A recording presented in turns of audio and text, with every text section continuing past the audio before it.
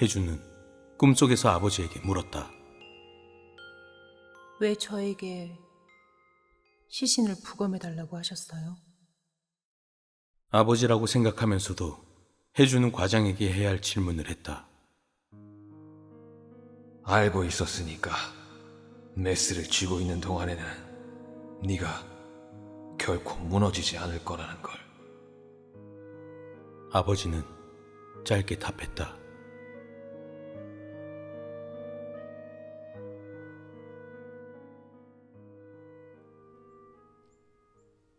다음 날 아침, 혜주는 아침을 먹기 위해 대대장의 막사로 향했다. 겨우 5시간도 되지 않는 수면 시간이었지만 피로는 제법 많이 풀린 상태였다. 처음으로 강원도 산속의 아침 공기가 상쾌하다는 걸 느꼈다. 혜주는 숨을 한번 크게 들이켰다. 서울 도심의 탁한 공기와는 다른 신선함이 느껴졌다. 이 공기 속에 사람을 죽음으로 몰고 가는 무시무시한 병원균이 떠다닐 수도 있으리라. 혜주는 약간 섬뜩해짐을 느꼈지만 아랑곳하지 않고 다시 한번 숨을 들이켰다. 이 공기를 마시고 죽게 된다면 까짓거 죽으면 죽는 거지.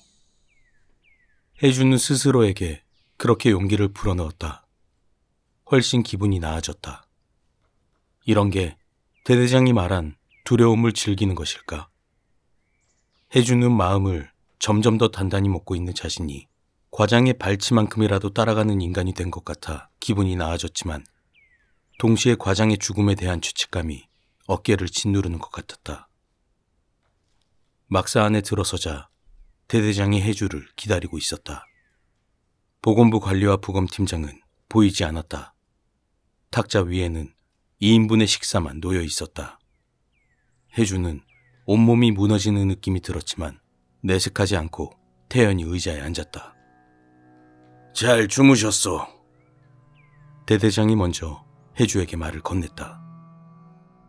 네, 대대장님도 물론 잘 주무셨겠죠? 그런데 왜 2인분뿐이죠? 이미 짐작하고 있으면서도 혜주는 혹시나 하는 마음에 대대장에게 물었다. 그야 뻔하지 않겠소.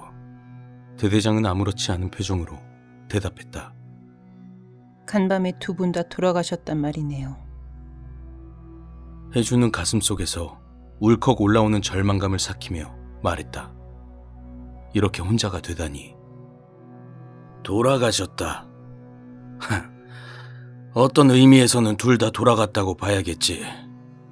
그 보건부에서 나왔다는 사람은 새벽에 시신으로 발견되었고, 그렇다면 그 부검 전문가라는 작자는 아침에 작전 지역에서 철수하기로 했소. 스스로 격리 수용되는 편을 선택했지. 그 인간 간덩이가 공할만해. 이제 와서 그럴 순 없다고 하니까 눈물을 흘리며 사정사정을 하더군. 할 수 없이 작전 지역 외곽에 있는 영창에 격리 수용하기로 했지. 혜주는 배신감과 분노가 끌어올랐다. 지난밤 혜주에게 했던 말은 뭐란 말인가? 어떻게 인간이 그토록 뻔뻔스러울 수가? 개새끼. 혜주는 저도 모르게 들릴 만큼 큰 소리로 욕을 내뱉었다. 순간 아차 싶었지만 상관없단 생각이 들었다. 오히려 속이 시원했다. 부검팀장이 눈앞에 있었다면 더 심한 욕도 퍼부어줄 자신이 있었다. 젊은 아가씨가 생각보다 입이 험하구만. 대대장이 웃으며 혜주에게 말했다. 자연스럽게 욕이 나오네요. 일단 식사는 합시다. 혜주와 대대장은 수저를 들었다. 아, 참. 아랫마을에서 간밤에 5이나 더 죽었어. 윗마을에서도 처음으로 사망자가 나왔고. 일이 커지고 있어. 얼른 예방약이나 치료약을 개발하지 않으면 나라 전체가 계엄 상태에 들어갈 판이요. 대대장은 걱정스러운 표정으로 말했다. 혜주는 이렇게 된 이상 쌓인 말을 해야겠다고 결론 내렸다. 죄송한 말이지만 중령님 방식으로 계속하다가는 결코 원인을 찾을 수 없어요. 더 자세한 부검과 더 자세한 연구가 필요합니다. 그 말을 들은 대대장의 얼굴은 몹시 기분 나쁜 표정으로 바뀌었다. 지금 내가 잘못하고 있다는 거요. 이봐 아가씨, 내가 내린 즉각 소각, 수시 소독 지침이 없었으면 우리 부대 사병들은 벌써 전원 사망했을 거예요.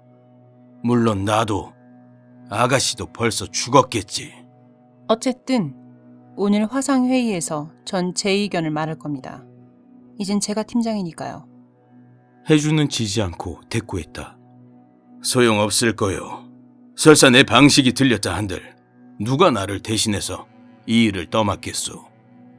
저기 서울에 앉아있는 작자들은 저기 밖에서 보초를 서고 있는 초병보다 더 비겁한 자들이요.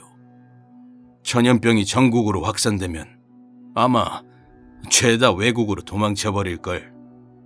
대대장은 여유로운 표정으로 대꾸했다. 해주는 그의 말이 맞을지도 모른다고 생각했다.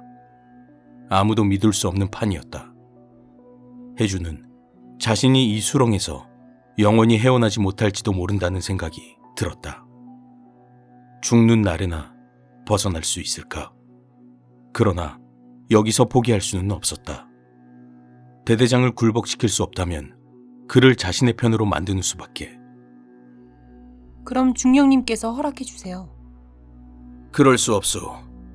왜냐면 내가 하고 있는 조치가 가장 최선이니까. 어떻게 그걸 확신하시죠? 해주는 자신이 대대장을 설득시킬 수 있을지도 모른다는 생각을 했다. 경험으로 알 수 있지. 내가 월남에 있을 때 부대에 알 수 없는 괴질이 돌아서 하루에도 2-3명씩 죽어 자빠졌어. 내가 그때 소대장이었는데 대대장 놈도 중대장 놈도 어쩔 줄 몰라 하기에 내가 명령을 내렸지. 시체를 다 소각하고 발병의 낌새라도 보이는 놈은 모두 죽이라고. 먼저 내 손으로 내 부하 5놈을 죽였소. 덕분에 500명이 목숨을 건졌지. 대대장의 눈에는 도끼가 어려 있었다. 해주는 소름이 돋았다. 그 말이 사실이든 거짓이든 대대장이 무서운 사람이라는 점에는 변함이 없었다. 동시에 사람 목숨을 파리 목숨처럼 말하는 대대장의 말투가 재수없게 느껴졌다. 이건 그냥 괴질이 아니에요. 희생자는 군인도 아니고요. 사람 죽는 걸 아무것도 아닌 것처럼 말씀하지 마세요. 대대장은 해주를 똑바로 쳐다보았다.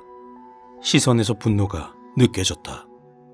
해주는 지지 않고 똑바로 쳐다보았다. 먼저 흥분하는 쪽이 지는 것이다. 내 부하도 30명이 죽었어.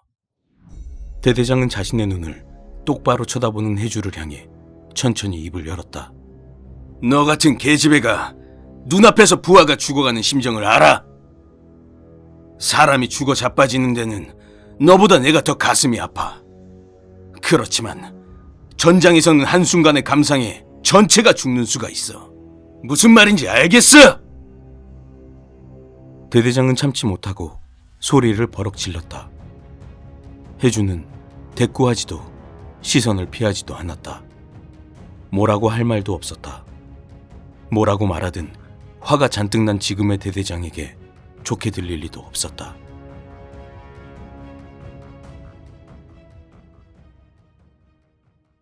예상했던 대로 대대장은 스스로 화를 가라앉혔다. 그의 붉어진 뺨이 원래의 색을 되찾았다. 미안하오. 내가 말이 심했어. 화가 났다면 용서하시오. 해주는 그의 사과를 곱게 받아들일 생각이 없었다. 더 비꼬아줄 작정이었다. 화가 나도 어쩔 수 없죠. 여기 지휘관은 중령님이니까요.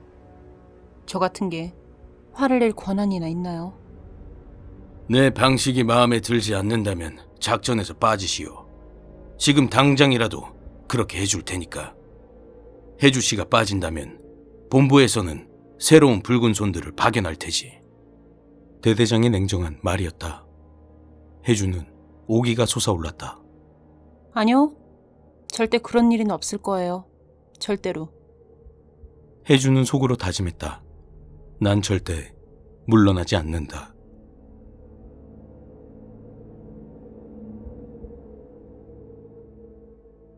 이틀이 지났다. 아랫마을 사람들 중 반수가 죽었고 윗마을에서도 서너 명이 더 죽어나갔다. 혜주가 할 수 있는 것은 아무것도 없었다. 혜주는 윗마을과 아랫마을을 번갈아 다니며 사람들의 상태를 살폈지만 병의 징후는 찾을 수 없었다. 멀쩡하던 사람들이 마법에라도 걸린 듯 숨을 멈추고 죽어나갔다. 혜주는 태어나서 처음으로 사람이 죽는다는 것이 그토록 몸서리치기 무서운 일임을 느꼈다. 스스로 격리를 택했던 부검팀장은 결국 간밤에 죽었다. 대대장은 그 소식을 아침 식사 자리에서 유쾌한 듯이 혜주에게 전했다. 혜주는 한편으론 속이 후련함을 느꼈지만 다른 한편으로는 그러한 느낌을 가지는 자신이 서글퍼졌다. 낮에는 지금껏 혜주를 이리저리 차로 이동시켜주던 상병이 점심을 먹다가 죽었다는 소식이 들려왔다. 혜주는 붉은 방에 온 첫날 숙소로 향하던 산길에서 상병의 손을 잡고 올라갔던 일을 떠올렸다. 그를 만난 것이 채 일주일도 되지 않고 그와 변변히 말 한마디 나누어 보진 않았지만 그의 죽음에 진심으로 슬픔을 느꼈다. 혜주는 점점 지쳐갔다. 자신의 눈앞에서 죽어가는 사람들을 위해 이제는 울어야 할지 웃어야 할지도 알 수 없었다. 사람들을 진료하는 일은 아무런 소용도 없었다. 사망자가 근처에서 발생할 경우에는 혜주의 요청으로 부검이 이루어지기는 했지만 역시 성과는 없었다. 어쩌면 혜주 자신도 어느 순간 그들처럼 죽어버리기를 바라고 있는지 모르겠다는 느낌이 들었다. 붉은 방으로 파견된 붉은 손 4명 중 혜주를 제외한 나머지 모두가 사망했다. 대대장은 어느 때와 다름없는 과장된 용기로 매일 아침 혜주와 식사를 같이 했지만 불안해하는 눈치가 역력했다. 사병들 사이에서도 소문이 퍼졌는지 혜주가 지나가기만 해도 슬슬 물러났다. 지금 붉은 방에 있는 사람들 중에 가장 죽음에 가까이 있는 사람은 다름 아닌 혜주였다. 혜주 역시 그 사실을 뼈저리게 느끼고 있었다. 이쯤에서 혜주가 죽어주어야만 자연스러운 것인지도 몰랐다. 그래야 또 다른 붉은 손들이 이곳으로 들어올 테니까. 혜주는 자신의 임무를 완성한다기보다는 죽음을 기다린다는 심정으로 이곳에 머물러 있었다. 혜주는 오늘 밤도 늦게까지 과장의 전자현미경에 매달려 있었다. 이러한 작업을 통해 사태의 원인을 밝혀낼 수 있으리라는 희망은 옅어진 상태였지만 마지막까지 포기할 수는 없었다. 5번이나 부검을 했고 매번 시신의 폐 조직을 몰래 떼어와 슬라이드로 만들었다.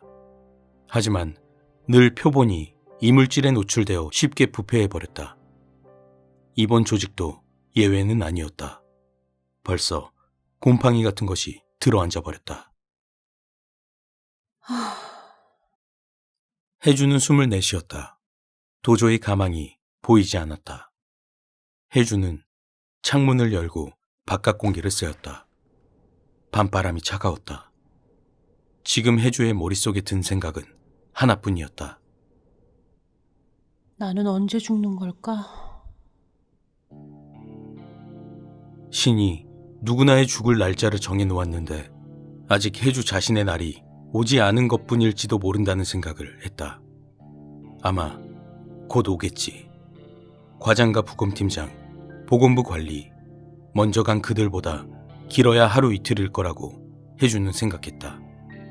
하지만 왜 하필 나만 이렇게 멀쩡한 걸까? 혜주는 궁금했다. 왜 하필 자신만이 가장 늦게까지 살아남은 걸까? 어째서 넷 중에서 혜주일까? 신께서 잠시 실수를 하신 걸까? 이곳에서 이루어지는 연쇄적인 죽음의 원인이 무엇이든 그것이 병원균이든 독극물이든 그것에 가장 많이 노출된 사람은 과장 다음으로 해주였다. 어째서 해주는 아직 이렇게 멀쩡한 걸까? 상식적으로 생각할 때 과장 다음의 희생자는 해주여야 마땅했다. 해주는 쌀쌀한 기운에 창문을 다시 닫았다. 검은 유리창에 비친 자신의 얼굴이 드러났다. 잠을 제대로 자지 못한 해주의 얼굴은 꼴이 말이 아니었다.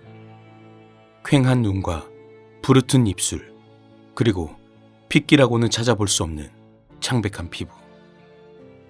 내가 지금 죽게 된다면 다들 나의 마지막 얼굴을 이대로 기억하겠지. 해주는 갑자기 자신이 초라하게 느껴졌다. 이런 흉한 모습으로 기억되기 싫었다.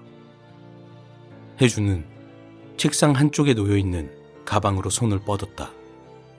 우스꽝스럽게도 화장을 좀 해야겠다는 생각을 한 것이었다. 해주는 가방을 뒤적였다. 이것저것 온통 뒤섞여 있어 립스틱 하나 제대로 찾기 힘들었다. 해주는 짜증스럽다는 듯 가방 속 내용물을 바닥에 쏟아버렸다. 이런 식으로 이성을 잃어가는 자신이 싫었지만 해주는 이미 자기 자신을 통제할 의욕을 잃어버렸다. 해주는 엎드려서 널브러진 물건들 사이에서 립스틱을 찾기 시작했다. 해주는 손바닥을 찌르는 뾰족한 것에 놀라 비명을 질렀다. 해주는 손바닥을 부여잡고 자신의 손을 찌른 그것을 쳐다보았다. 병뚜껑이었다. 해주는 조심스럽게 병뚜껑을 집어 올렸다. 동충하초. 진규가 해주에게 보낸 드링크제의 뚜껑이었다. 해주는 씁쓸한 웃음을 지었다.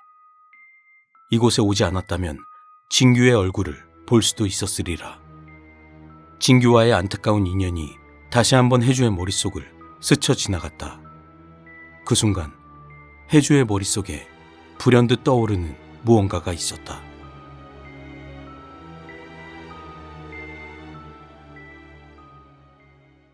동충하초.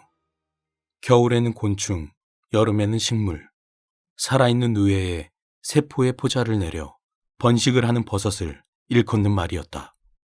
살아있는 애벌레의 몸에서 양분을 빨아 자라나는 버섯. 해주는 현미경 쪽으로 달려갔다. 다시 한번 세포를 뚫어지게 보았다. 잔뜩 곰팡이가 피어버린 표본.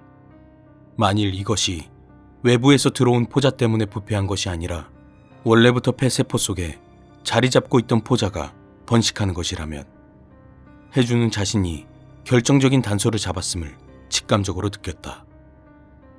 살아있는 곤충의 몸에서 번식하는 세포가 변이되어 인간의 폐세포 속에서 번식할 수 있게 되었다면, 만일 이번 사태의 원인이 그것이라면 모든 것이 맞아떨어졌다.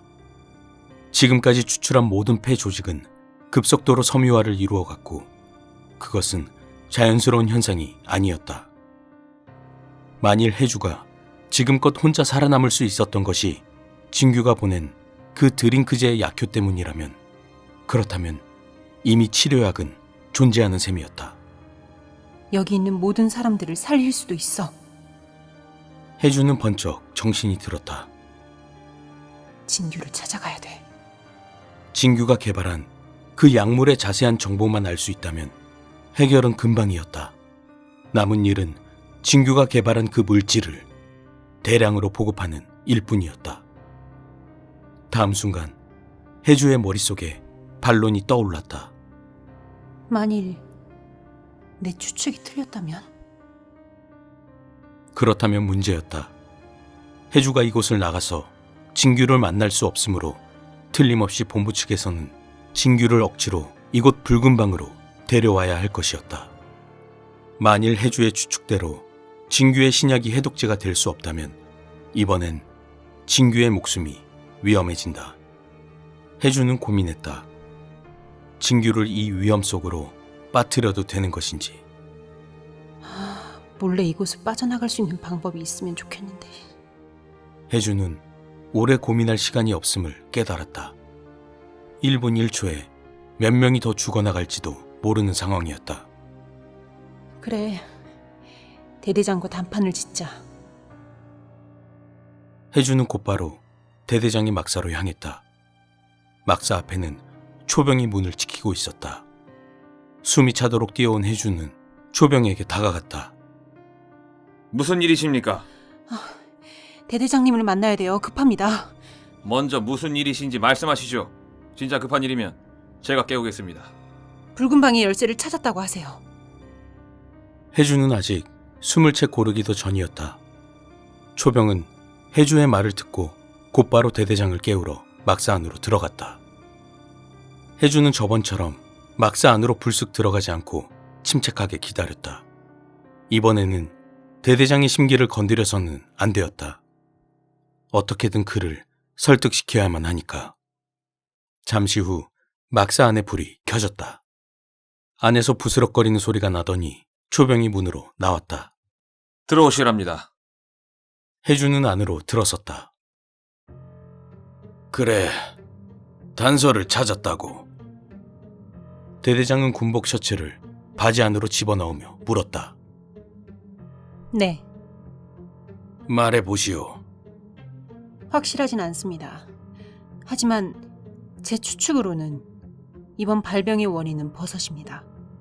버섯. 대대장은 믿을 수 없다는 표정으로 해주를 쳐다보았다. 네, 좀 말이 안 된다고 생각하실 수 있겠지만 버섯 중에 동충하초라는 게 있어요. 계속하시오. 한자를 그대로 풀이하자면 겨울에는 곤충이었다가 여름에는 풀이 된다는 말이에요. 버섯이 살아있는 누에에 포자를 내려서 반년 만에 누에의 양분을 빨아먹고 성장하는 거죠. 그러니까 지금 당신 말은 네, 그 버섯 포자가 인간의 폐에 포자를 번식시키고 있다는 거죠. 그게 가능한 말이오. 물론 지금까지 그런 종이 발견된 적은 없어요. 하지만 변종이라면 가능하죠. 그걸 증명할 수 있어. 아직은요. 하지만 방법이 있어요. 뭐요? 해주는 숨을 크게 한번 들이쉬었다. 지금부터 대대장을 어떻게 설득시키느냐가 관건이었다. 제 친구 중에 이 동충하초를 연구하는 학자가 있습니다. 이곳 붉은 방에 오기 전에 그 친구가 보낸 동충하초로 만든 드링크젤을 마시고 왔습니다. 시중에는 없는 시제품이죠. 그래서 다른 사람들 모두 죽었는데 저만 죽지 않은 원인은 뭐라고 생각하세요? 그 드링크 때문이라는 말인가? 물론 확실하진 않죠. 모두 제 추측이죠. 하지만 이게 사실이라면 이미 치료제가 있는 셈이에요. 여기 있는 모두의 생명을 구할 수 있습니다. 그 친구를 한 번만 찾아갈 수 있게 허락해 주십시오. 지금 작전 지역을 나가겠다는 말을 하는 거요. 다시 돌아올게요. 치료약을 가지고서. 그럴 순 없어. 상부의 지시가 있지 않는 한은. 하지만 그 누구도 그걸 허락해 주지 않을 겁니다. 중령님께서 허락해 주셔야 됩니다. 부탁드릴게요. 모두를 살리는 길입니다. 미안하지만 내 지휘권을 벗어나는 일이오. 대대장은 차갑게 거절했다. 아니요. 여기 이곳의 지휘관은 중령님입니다. 중령님께서 결정하실 수 있어요. 군대에는 지휘 계통이라는 것이 있어. 하지만 월남전에서는 그렇지 않으셨다면서요. 이것도 전쟁터입니다. 오늘 밤 안으로 치료약을 구해오지 않으면 아랫마을 사람들 모두 죽을 거예요. 대대장은 입술을 굳게 다물고 있었다. 그의 마음이 흔들리는 것일까? 생각해보세요. 중령님의 부하들도 함께 죽어가고 있잖아요. 게다가 이번 작전을 성공했을 때 정부에서는 엄청난 보상이 주어질 겁니다. 아마 중령님도 그래, 중령님도 별을 달 수 있을지도 몰라요. 난 보상 따위를 바라고 이 일을 하는 것이 아니오. 알겠소. 대대장이 소리쳤다. 순간 해주는 자신이 말실수를 했음을 깨달았다. 아니, 전 그런 뜻으로 말씀드린 게 아니고. 됐소. 무슨 뜻인지 알고 있소. 대대장은 그렇게 해주의 말을 자르고는 다시 한번 긴 침묵 속으로 들어갔다. 그는 무슨 생각을 하는 것일까? 해주는 조용히 대대장의 곁에 서서 그가 입을 열기만을 기다렸다. 대대장은 자신의 목에 걸린 군번줄을 만지작거리며 한참을 고민했다. 잠깐 기다리시오. 마침내 대대장의 입이 열렸다. 대대장은 책상 한 구석에 마련된 전화 쪽으로 가더니 어딘가로 전화를 했다. 이쪽으로 좀 와. 대대장은 아주 짧게 명령을 하고는 전화를 끊었다. 해주는 어찌해야 할지를 몰라 그대로 서 있었다. 대대장은 그러고도 한참을 깊은 생각에 잠겨 있었다. 지금 부른 그 사람을 기다리는 듯 보였다. 해주도 그대로 기다리는 수밖에 없었다. 충성! 부르셨습니까? 달려왔는지 숨이 찬 기색이 역력한 중사 한 명이 막사 안으로 들어왔다. 한참 자고 있다가 연락을 받았을 텐데 채 3분도 안 되는 짧은 시간에 여기까지 오다니. 해주는 군인의 민첩성에 다시 한번 놀랐다. 잘 들어요, 김해주 씨. 대대장은 비장한 표정으로 입을 열었다. 여기 있는 중사가 해주 씨를 비밀 통로로 해서 작전 지역 밖으로 인도해 줄 거요.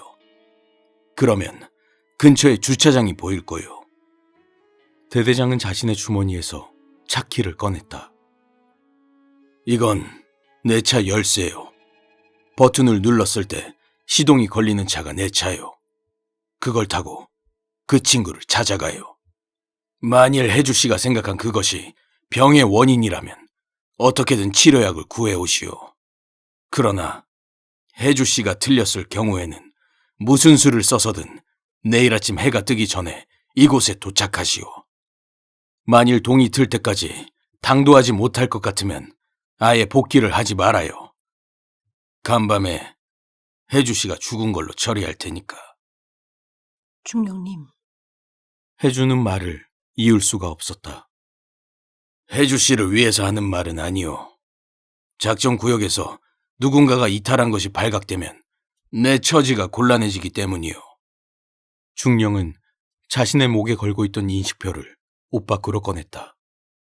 군번줄에는 인식표 2개와 작은 금속 상자가 달려 있었다. 중령은 그 금속 상자를 군번줄에서 떼어내 해주에게 건네주었다. 이건 군인들이 특수 임무를 지니고 위험 지역에 파견될 때 소지하는 것이오. 그 통을 돌려서 열면 안에 알약이 하나 들어있을 거요. 캡슐을 입안에서 깨물어 터뜨리면 고통 없이 바로 죽을 수 있어. 만일 해주 씨의 추측이 틀린 것이라면 어차피 해주 씨는 죽을 거요.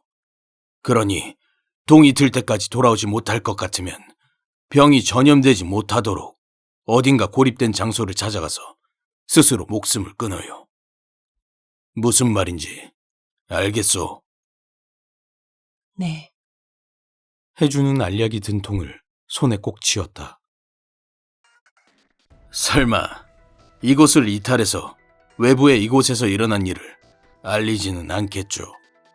대대장은 확인하듯 해주에게 물었다. 물론입니다. 그럴 것 같으면 이곳에 오지도 아직 여기 이렇게 남아있지도 않았을 겁니다. 나도 잘 알고 있어. 해주 씨를 믿겠소. 해주는 대대장을 바라보며 고개를 끄덕였다. 중사, 이 아가씨를 작전 지역 밖으로 안내해주게. 네, 알겠습니다. 중사는 대대장이 모든 걸 믿고 맡길 수 있는 충직한 부하로 보였다. 작전 지역 외부로 통하는 비밀 통로까지 알고 있을 정도라면 엄청난 신임이 아닐 수 없었다. 따라오시죠. 중사는 해주에게 말하고는 출구 쪽으로 걸어갔다. 중사를 따라 출구 쪽으로 향하던 해주는 출구 앞에서 다시 몸을 돌렸다. 그리고는 대대장을 향해 거수 경례를 했다. 비록 어설프기 짝이 없었지만 진심을 담은 경례였다.